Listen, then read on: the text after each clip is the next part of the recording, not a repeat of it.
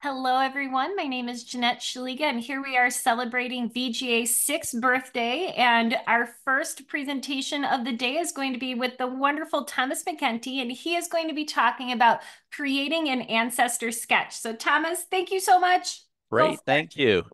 I want to welcome everyone. Just so you know, this is a course copyrighted. I believe there's a handout, and I'll have Jeanette somehow get that posted. It's just a short two-pager. And I'm going to stick with my time, I promise. I've got my iPhone here.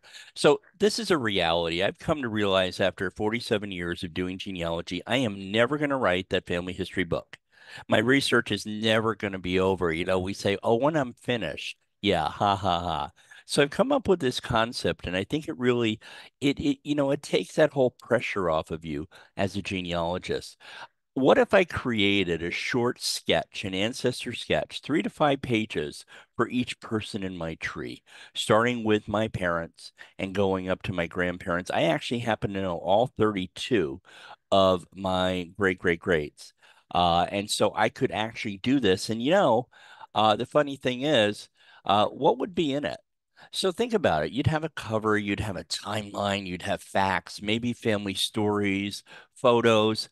If you want source citations, I'll talk about that in a minute and more. Okay. And this is the funny thing. Once you get a few of these together, boom, you've got a bigger book. You could string these together like they were on a clothesline and they would make a bigger book. Then you could think about, oh, do I want to publish on Amazon? Do I want to do a private publishing? Do I want print copies for the next family reunion?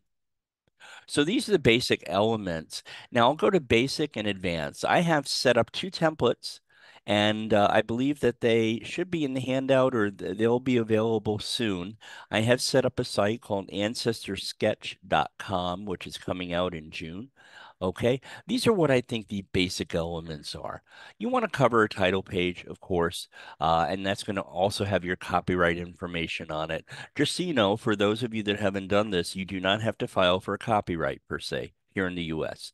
The minute you put it in fixed form, it is copyrighted. A little bit of a life summary. And the nice thing is that Ancestry, MyHeritage, a lot of these platforms will do this for you already. You just have to copy and paste it. Timeline of important events. And maybe if you have some photos, and that's it. Those are the 4 basic areas. Okay. Now, if we want to go and we want to amplify it a little bit, we've got this, the additional elements that I think that you could add. Maybe a family tree.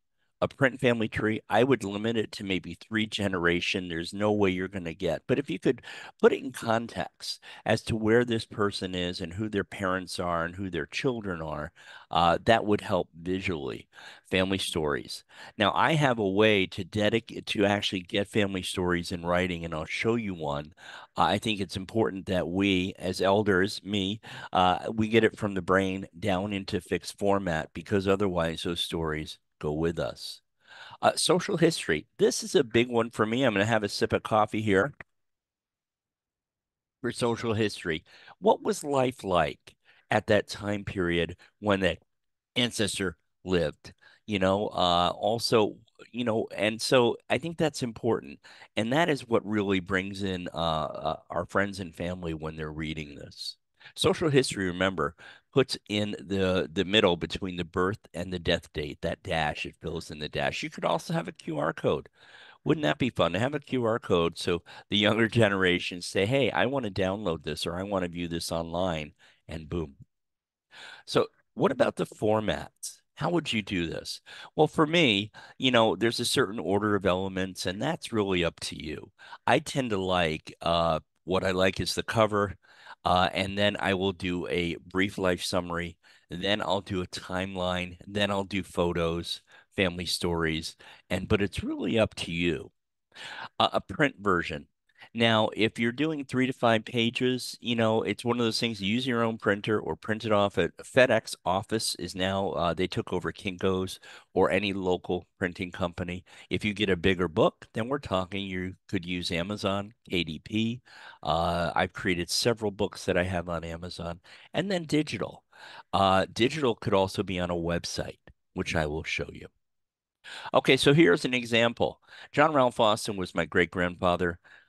He helped raise me. He was a big influence in my life. Okay.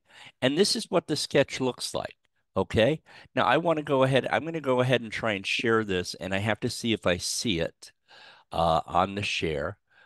New share. There we go. There. That way, all of you should be seeing this. If you don't, someone let me know. But here it is. This was done in Microsoft Word, printed out to a PDF. I've got my copyright statement down here. This is his life summary. And guess what? This is taken from Ancestry's timeline of facts. And I just formatted it. A lot of times now, I'll tell you about exporting data. When you export, you're actually going to have to do a little bit of massaging. Okay. And I have a certain style sheet where I highlight the first instance of a name, etc. Okay. And then this is the timeline. This is based on Ancestry as well, and it goes all the way here, and I don't think I have any errors. And then keeps going on. Okay. And then I came up with photos with captions. These are the photos that I have, and that's the last one I think. Oh, this is my great grandparents when they retired to the farm in Gramesville, New York. Okay. And then finally, that's it. That's the small one. Okay. So what I'm going to do is I'm going to do a new share and go back to our slides. There we go. Perfect. And see, and also what I did is I'll show you in a minute, but you can take the text that you've written and put it through ChatGPT. And I said I wanted to rewrite it in an engaging style, and look at what it came up with. This is kind of fun. It's not always accurate, like here for my second great grandmother. She was born, just a day shy of October.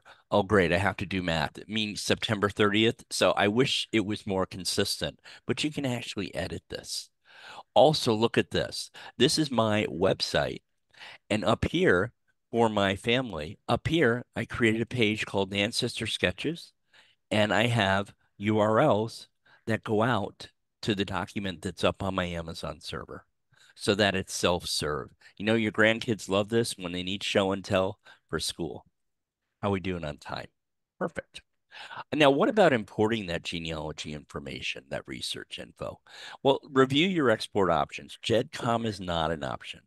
But Microsoft has not Microsoft, MyHeritage lets you create a book online on their site if you're a member. You can export family trees. You're going to do a lot of copying and pasting, so you better know your platform, Google Docs. There's no one easy button for this, at least not yet. And leverage the power of AI. That's how I did social history.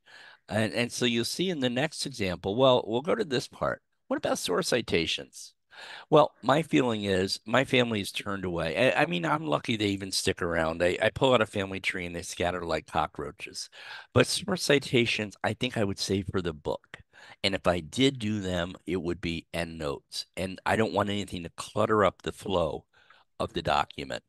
Copyrighted materials, you need to be careful if you're using images that you found on the web, if you're finding content that you found on the web. You may think, oh, this is only going to stay in family. Well, just wait. I had someone sell a family reunion book on eBay. Can you imagine it? And then boom, it's out there. Okay. So you have no control over that. So be careful. It's not a matter of just citing something and including it. That's not going to get you around fair use. And then credits. Give credits to someone who helped you with a family story, etc. Here's another one. Anna McPhillips, okay, 1887 to 1925. I'm going to go here, do a new share. Good thing I know how to do this. And here it is. And this is an expanded one. Watch. I did her family tree. Also, be careful. I have everything in black and white. I don't want to eat up people's color ink. What else did I do? This is the life summary.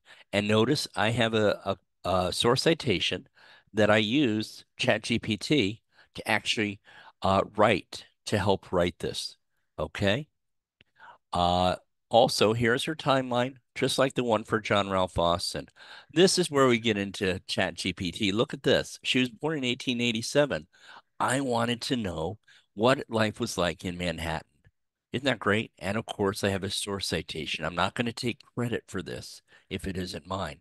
But also, the thing is, you can't copyright right now. You cannot copyright the output from AI. It hasn't been decided by the courts yet, but lower courts have ruled that it is not copyrighted because it's not created by a human. Here, what was like in Bronx, New York? This is when she died. And then here, what was a pleasure automobile? Well, this came up in my research, and I didn't know. And this is in 1925. She was hit by a runaway car in the Bronx, so I wanted to know this. And then here, we got our photos. This is how I discovered her. This is all I had for this woman. I didn't even know her maiden name, her birth name. Here is her birth return. Here's her marriage certificate and the rear.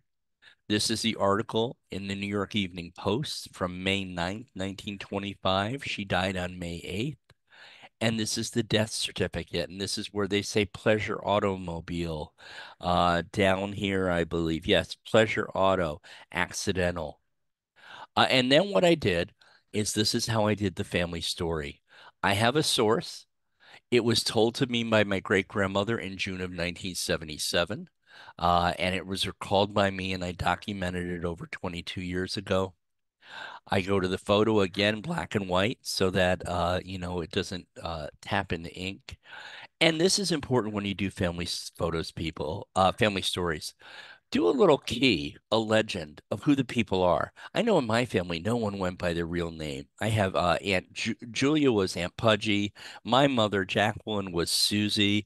I mean, so think about 50 years from now. If someone is reading this, what are they going to do? So when I say grandma, I don't mean my grandmother, I mean my great grandmother.